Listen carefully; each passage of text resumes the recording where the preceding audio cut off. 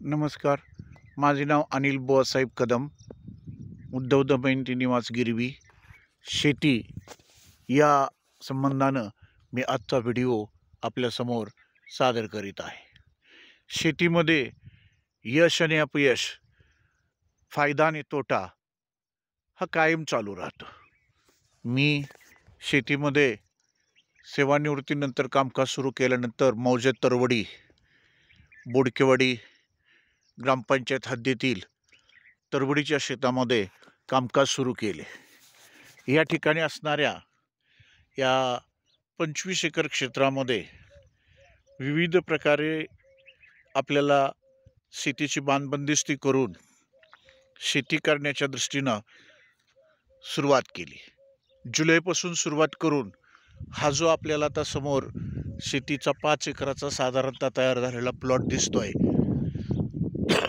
हा प्लॉट तयार करण्यासाठी JCB, ट्रॅक्टर, डंपर याच्या मदतीनं याची डेव्हलपमेंट, पायाभूत रचना करण्यासाठी, बांधबंदिस्ती करण्यासाठी, जमिनीचं समानीकरण, समतल जमीन तयार करण्यासाठी साधारणतः 10 ते 13 लाख रुपयाच्या दरम्यान खर्च आला. या खर्चातून निर्माण झालेलं साधारणतः हे 5 एकराचं क्षेत्र आपण या ठिकाणी पाहत आहोत. यामध्ये सुरुवातीला आपण काय करावं म्हणून सुरुवातीला आपण या ठिकाणी जे दिसतं आहे हे ज्वारीची पेरणी. या गिरवी बोडकेवाडी रस्ता आपल्याच शेतामधून गेलेला आहे आणि त्याच्या पलीकडे आणि अलीकडे ही आपली शेती आहे. परंतु बांधबंदिस्ती केलेल्या या क्षेत्रात ज्वारीची पेरणी केली आणि हा समोर जो प्लॉट दिसतोय यामध्ये हरभऱ्याची पेरणी केली होती. तथापि रानडुक्कर आणि त्याच्या टोळीनं एका रात्रीत हा 1.5 एकरातील हरभरा फस्त केल्याचा व्हिडिओ यापूर्वीच मी आपल्यासमोर सादर केलेला आहे. समोर लिंबाचं झाड आणि त्या ठिकाणी ज्वारीचं पीक दिसतंय, तेही आपण दुसऱ्या टप्प्यामध्ये हे शेत तयार झाल्यानंतर ज्वारीचं पीक त्या ठिकाणी लावलेलं आहे. आणि आता अशी पिकं आपल्या फक्त ज्वारीचं पीक हातामध्ये राहिलेलं आहे. तथापि आपल्याला दिसत असेल की अशी पाखरं येऊन या ठिकाणी ज्वारीचा आस्वाद घेत आहेत आणि ज्वारीचं या ठिकाणी शेजारी आसपास पीक नसल्यामुळं या परिसरातली पाखरं मोठ्या संख्येनं येऊन या ठिकाणी ज्वारी हे चारा म्हणून खात असतात, त्यांचं अन्न म्हणून ते खात असतात. त्यांच्यासाठी अशी या ठिकाणी पाण्याची व्यवस्थासुद्धा करून ठेवलेली आहे. त्याचबरोबर या ठिकाणी काही झाडं या शेताच्या कडेनीला असावीत म्हणून लावून प्रयोग केला, परंतु या प्रयोगामध्येही आपल्याला अपयश आलेलं आहे. हे आपल्यासमोर हे एक छोटंसं झाड आपल्याला दिसतंय आंब्याचं, की हे झाड आपण लावलेलं होतं, परंतु हे आता पाण्याअभावी जळून गेलेलं आहे. पाणी कमी पडल्यामुळं याची अवस्था झालेली आहे. 27 पैकी साधारणतः 11 झाडं आता शिल्लक आहेत. या ठिकाणी आपल्याला दिसतंय की हे आंब्याचं आणि रामफळाचं झाड तग धरून आहे. त्याला पाण्याच्या बॉटलमधून सुद्धा पाणी देतोय आणि आपण असं बादलीनं पाणी आणून या ठिकाणी त्याला घालण्याचा प्रयत्न करतोय. 27 पैकी साधारणतः 11 झाडं रामफळ, आंबा याची आता तग धरून उभे आहेत.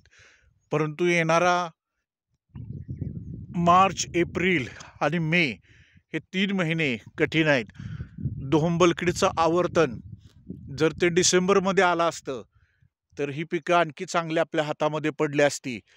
परंतु आता पाखरांच्या खाण्यामधून ज्वारीचं पीक धान्याचं तर गेलेलं आहे, परंतु कडबा म्हणून ही ज्वारी कुणाला तरी देऊन त्यामधून थोडंफार उत्पन्न निघेल आणि थोडाफार खर्चातला भाग निघेल आणि एकूण पिकासाठी केलेला उत्पादनाचा खर्च आणि आपल्याला मिळणारं उत्पन्न यामधून तोटा स्पष्टपणे आपल्याला दिसून येत आहे.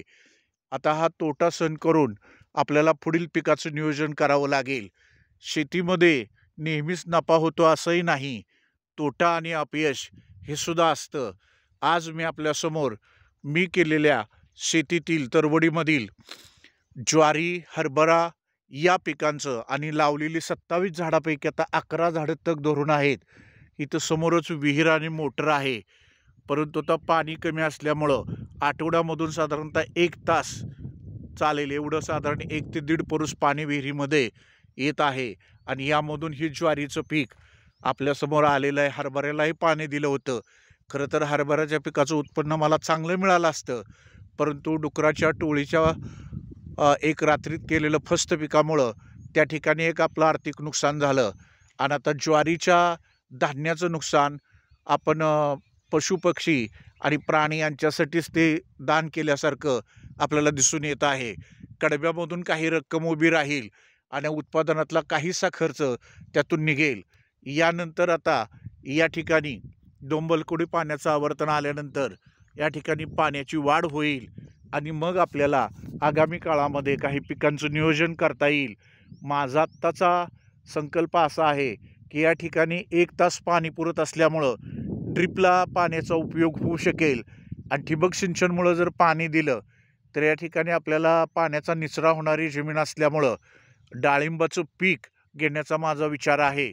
बघूया भविष्यामध्ये याच शेतीमधून याच काळ्या मातीमधून आपण सुरुवातीला ज्वारी आणि हरभऱ्यामध्ये आलेल्या अपयशानंतर आता डाळिंबाच्या पिकामधून आपल्याला कसा फायदा मिळतोय की तोटा होतोय ते पाहावं लागेल. परंतु काळ्या मातीमध्ये काम करत असताना मिळालेला आनंद, आत्मिक सुख याबरोबरच आर्थिक तोटाही सहन करावा लागतो आणि आपल्याला आगामी काळामध्ये काही मिळेल या आशेवरती शेतकरी जगतो. आणि दुसरी एक ग्रामीण भागामध्ये म्हण आहे की शेतकरी शेंड्यावर शहाणा असतो. अशा पद्धतीनं आपण यामधून काहीतरी शिकून पुन्हा कामकाज करावं लागेल आणि शेतीमध्ये कामकाज करण्याचा दृढनिश्चय आहे. यामध्येच आपल्याला या ठिकाणी जे पुढं क्षेत्र दिसतंय त्या क्षेत्रामध्ये पानाड्यानं पाणी दाखवलेलं आहे.